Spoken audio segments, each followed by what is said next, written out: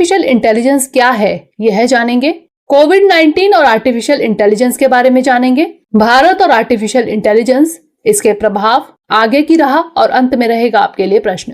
तो चलिए सबसे पहले खबर पर एक नजर डाल लेते हैं। हाल ही में नोबेल पुरस्कार विजेता वैज्ञानिक डैनियल काहनमैन ने कहा कि आर्टिफिशियल इंटेलिजेंस यानी एआई मनुष्य को लगभग सभी क्षेत्रों में पीछे छोड़ सकता है। इनके मुताबिक मानव एआई के खिलाफ टिकने की क्षमता नहीं रखता। गौरतलब है कि डैनियल काहनमैन ने वर्नॉन एल स्मिथ के साथ संयुक्त रूप से वर्ष 2002 का इकोनॉमिक साइंसेज का नोबेल पुरस्कार जीता था। अब जान लेते हैं कि आर्टिफिशियल इंटेलिजेंस यानी एआई क्या है। विभिन्न परिस्थितियों में बेहतर ढंग से सोच समझकर कार्य करने की क्षमता एक मशीन को देना या कृत्रिम तरीके से विकसित बौद्धिक क्षमता आर्टिफिशियल इंटेलिजेंस कहलाती है। आसान शब्दों में समझे तो आर्टिफिशियल इंटेलिजेंस एक मशीन में सोचने, समझने और निर्णय लेने की क्षमता का विकास करना है। इसके जरिए कंप्यूटर सिस्टम या रोबोटिक सिस्टम तैयार किया जाता है, जिसे उन्हीं तर्कों के आधार पर चलाने का प्रयास किया जाता है जिसके आधार पर मानव मस्तिष्क काम करता है। आर्टिफिशियल इंटेलिजेंस कंप्यूटर द्वारा नियंत्रित रोबोट या फिर मनुष्य की तरह सोचने वाला सॉफ्टवेयर बनाने का एक तरीका है। काहनमैन के अनुसार यह निश्चित रूप से सच है कि प्रौद्योगिकी की मानव जीवन में महत्वपूर्ण भूमिका है। तकनीकी ने सभी क्षेत्रों जैसे यात्रा से लेकर ज्ञान संचय आदि तक मानव जीवन को आसान बनाने में जबरदस्त भूमिका निभाई है। आर्टिफिशियल इंटेलिजेंस के पास एक गुण है जो मनुष्य में नहीं है, यह आर्टिफिशियल है। मनुष्य की शारीरिकता के कारण उसकी एक मर्यादा या सीमा है, जबकि एआई आराम की आवश्यकता के बिना अथक रूप से काम करने में सक्षम है।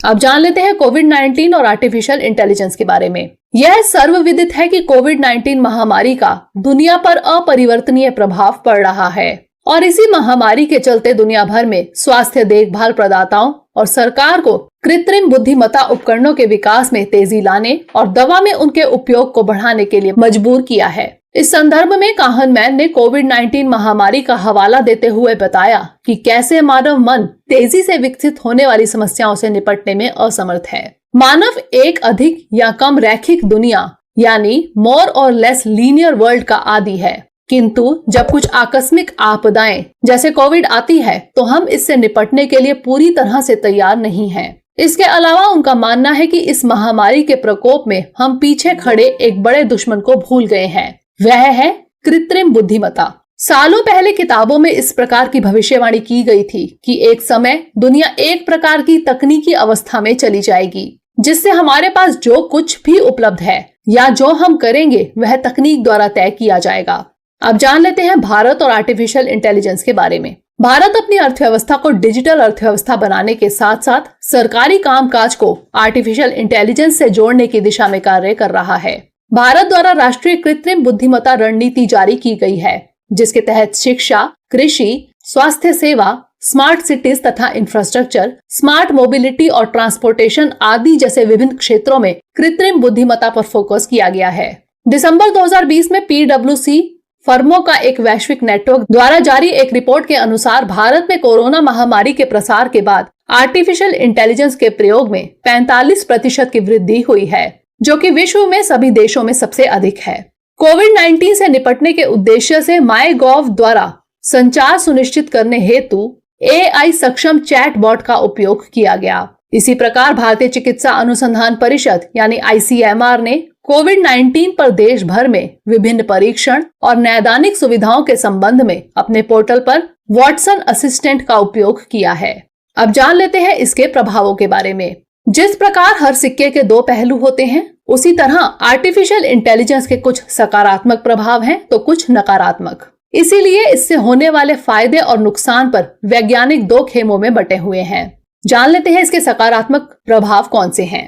मशीनों का प्रयोग जटिल तथा दुरूह कामों को करने के लिए किया जाता है और यह सर्वविदित है कि मनुष्य की तुलना में मशीनों की सहायता से काम जल्दी पूरा किया जा सकता है। इसके इस्तेमाल से संचार, स्वास्थ्य, रक्षा, आपदा प्रबंधन और कृषि आदि क्षेत्रों में बड़ा बदलाव लाया जा सकता है। तो वहीं नकारात्मक प्रभाव देखें तो AI को भविष्य की तकनीक इसलिए भी कहा जा रहा है क्योंकि इससे दुनिया में क्रांतिकारी बदलाव आने की उम्मीद है और ये बदलाव अब कुछ हद तक देखे भी जा रहे हैं और इसमें इसके कुछ नुकसान भी शामिल हैं। आर्टिफिशियल इंटेलिजेंस में मनुष्यों के स्थान पर मशीनों से काम लिया जाएगा। मशीनें स्वयं ही निर्णय लेने लगेंगी, तो ऐसे में मनुष्य के लिए खतरा भी उत्पन्न हो सकता है। बैंकों, कारखानों, चिकित्सा इत्यादि क्षेत्रों में इसके व्यापक प्रयोग से बेरोजगारी में वृद्धि की समस्या उत्पन्न हो सकती है। इसके अलावा आर्टिफिशियल इंटेलिजेंस पर आश्रित हो जाने पर मनुष्य की रचनात्मक शक्ति खोने की समस्या भी सामने आ सकती है। ऐसे में जान लेते हैं कि आगे की राह या फिर निष्कर्ष क्या होना चाहिए। वर्तमान समय में यकीनन आर्टिफिशियल इंटेलिजेंस आर्थिक विकास और सामाजिक प्रगति के क्षेत्र में महत्वपूर्ण भूमिका निभाने वाला एक प्रमुख साधन होता जा रहा है और निभा भी रहा है। लेकिन इसके सकारात्मक व नकारात्मक दोनों पहलुओं को देखते हुए आज के समय में आर्टिफिशियल इंटेलिजेंस वैज्ञानिकों के लिए बहुत बड़ा मुद्दा बना हुआ है, जिसको लेकर निरंतर शोध हो रहे हैं। इसके अत्यधिक इस्तेमाल से प्रश्न उठता है कि यदि मनुष्य अपने से बेहतर सोच वाली मशीन बना लेगा तो मनुष्य के अस्तित्व के लिए ही सबसे बड़ा खतरा उत्पन्न हो जाएगा। वैज्ञानिक काहनमैन का भी मानना है कि मनुष्य आर्टिफिशियल इंटेलिजेंस का मुकाबला नहीं कर सकता। आर्टिफिशियल इंटेलिजेंस तकनीकी से हमें होने वाले फायदों को देखते हुए इसमें नित नए बदलाव भी हो रहे हैं। भारत में भी AI के कार्यान्वयन की गुंजाइश अधिक होने के कारण इसके लिए अत्यधिक अवसर भी हैं। किंतु इसके नकारात्मक पहलुओं को भी नजरअंदाज नहीं किया जा सकता है। अतः जरूरत है कि भारत भी समावेशी विकास, देश की AI फॉर ऑल रणनीति का प्रतिनिधित्व करने के लिए AI का उचित इस्तेमाल करते हुए इसका लाभ उठाएं। अब नोट कर लेते हैं आज का प्रश्न। कृत्रिम बुद्धिमत्ता के सकारात्मक और नकारात्मक पक्षों को समझाइए। साथ ही वर्तमान समय में कृत्रिम बुद्धिमत्ता के महत्व परीक्षण कीजिए। तो ये था हमारा आज का सेशन।